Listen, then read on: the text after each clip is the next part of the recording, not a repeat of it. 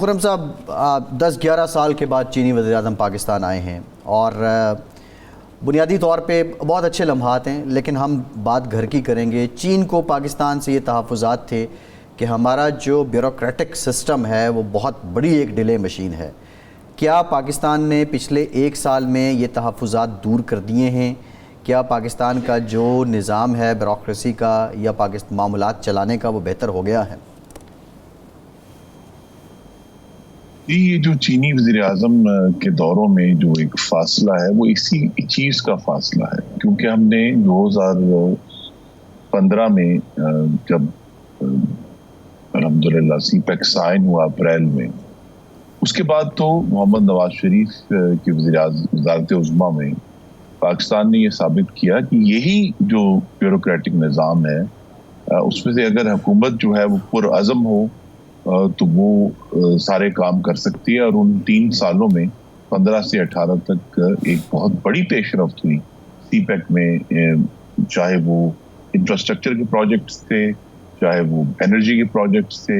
دوسری جو ہمارے کچھ اسٹریٹجک ایشوز تھے، ان سب پہ بہت بڑی پیش رفت ہوئی۔ میں صرف 1-2 کا ذکر کر دوں گا کہ جو K3 K4 کے نیوکلیئر پلانٹس تھے انرجی کے، الحمدللہ ان کا آغاز ہوا اور وہ اب دونوں جو ہیں وہ چل رہے ہیں۔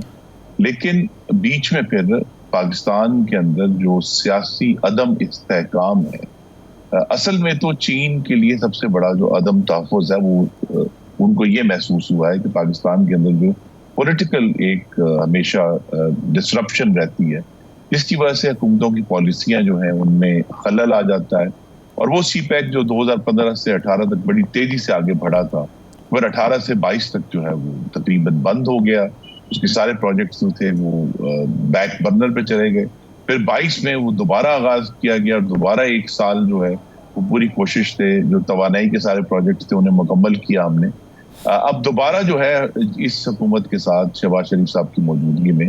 چین کو یہ ایک امید پیدا ہوئی ہے کہ وہ جو سی پیک کا تعاون تھا اس میں بھی جو پروجیکٹس ابھی پینڈنگ ہیں وہ مکمل ہوں گے اور جو نئے ہیں ان کی طرف بھی پیش رفت ہوگی۔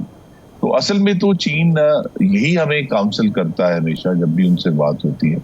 کہ بھی آپ اپنا جو انٹرنل نظام ہے اس میں بہتری لے کر آئیں تاکہ آپ کی جو معیشت ہے اس کے اندر وہ استحکام ہو۔ اور اس کے ساتھ نہ صرف چین بلکہ چین کے آنے سے ہمیں تو اس وقت سی پیک سے یہ توقع تھی 2015 میں جب سائن ہوا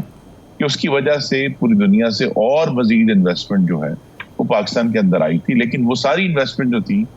جو کہ میں کہوں گا کہ اس وقت 2016 کے اختتام میں اور 17 کے آغاز میں ایک بہت ہی زیادہ مثبت سینٹیمنٹ تھا پوری دنیا میں پاکستان کی معیشت کے بارے میں، وہ پھر جو ہے وہ نواز شریف کی ڈسکوالیفیکیشن کی وجہ سے وہ سارا سینٹیمنٹ ہوا ہو گیا اور ابھی تک سچ یہ ہے کہ ہم اس کو پوری طرح ریکور نہیں کر پائے۔ خرم صاحب، ایک ایشو یہ ہے ہمارے ہاں کہ انفراسٹرکچر کی آپ نے بات کی۔ انفراسٹرکچر تو ہم نے بہت اس پہ جو ہے بہت خرچ بھی کیا، بہت زور بھی دیا اور انفراسٹرکچر میں ہم کافی حد تک آگے چلے گئے۔ ہیومن ڈیولپمنٹ کا جو ایشو ہے،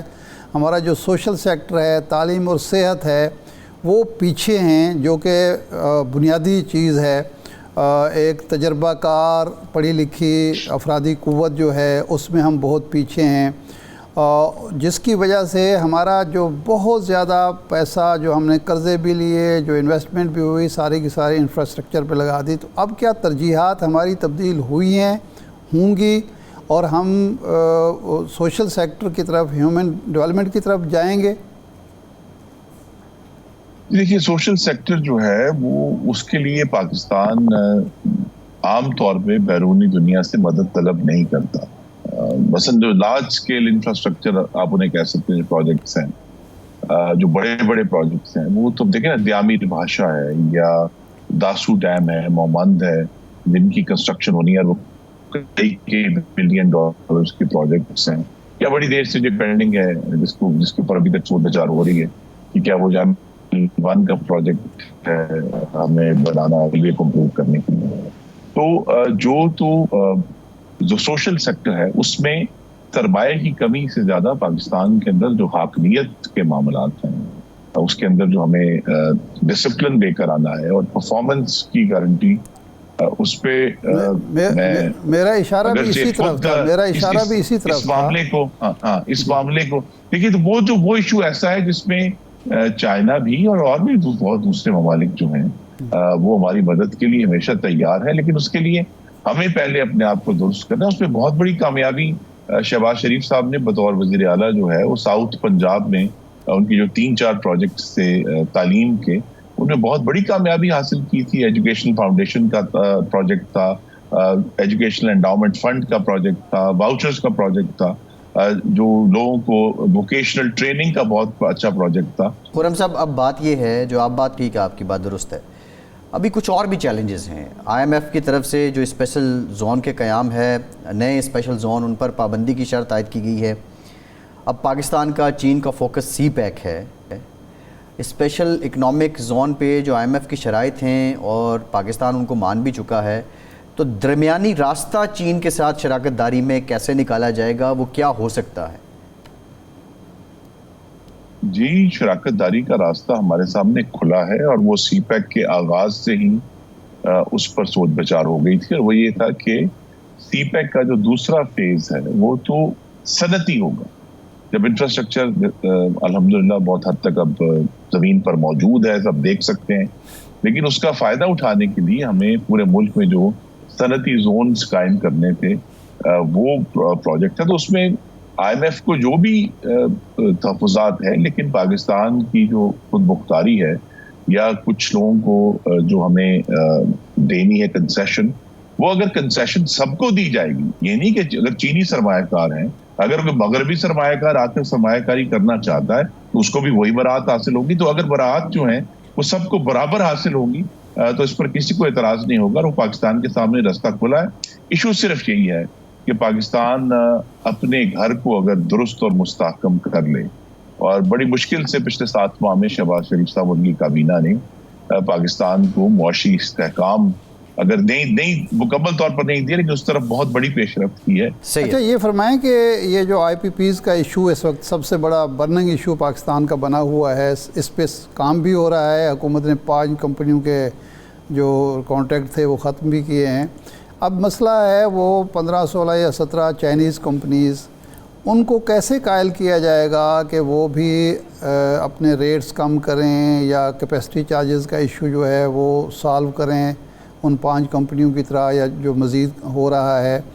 اور دوسرا، ہم نے ان سے یہ خواہش ہم کرتے ہیں کہ وہ لوکل کوئلے پر آئیں، تو اس میں آپ سمجھتے ہیں کہ یہ آسانی سے ہو سکتا ہے، اور چین کی حکومت تیار ہوگی اپنی کمپنیز کو اس طرح مائل کرنے کی، یا یہ پھر کسی لٹیگیشن کا ہم سامنا کریں گے؟ جی نہیں، اس میں بہت بات ہو چکی ہے، اور جو معاہدے چینی کمپنیوں کے ساتھ ہوئے ہیں وہ اپنے قائم رہیں گے۔ صرف ان معاہدوں کی جو مدت ہے اس کے اوپر ہمیں، کیونکہ پاکستان کے اندر جو رسک پروفائل ہے انٹرنیشنلی، اس کی وجہ سے یہاں پروجیکٹ جو ہیں وہ 10 سال پر ڈیزائن ہوتے ہیں، جبکہ دوسری دنیا میں وہ 15, 20, 25 سال تک ڈیزائن ہوتے ہیں۔ لہٰذا وہاں جو ہے 10 سال کے اندر اس ڈیٹ جو لیا جاتا ہے، جو قرضہ لیا، اس کو واپس کرنے کی، جس کی وجہ سے پھر ری پیمنٹس جو ہیں وہ بڑی ہوتی ہیں، اور ہمیں پاکستان کو مشکل کا سامنا ہے۔ تو چین کے ساتھ یہ نیگوسیشن، اس پہ جو 2022-23 کی پی ڈی ایم گورنمنٹ تھی، اس میں بھی بہت گفتگو ہوئی تھی، اور وہ امید ہے کہ اس میں پیش رفت ہوگی کہ ان کانٹریکٹس کے جو معاہدوں کے جو مین شرائط ہے اس کو تبدیل کیے بغیر صرف ان کی جو میعاد ہے اس کو بڑھا دیا جائے، تو پاکستان کی جو منتھلی پیمنٹ ہے ان میں کمی آ جائے گی۔ تو یہ اس پر ضرور بات ہو سکتی ہے، اور وہ اس میں عمومی طور پر کوئی قانونی رکاوٹ حائل نہیں ہے۔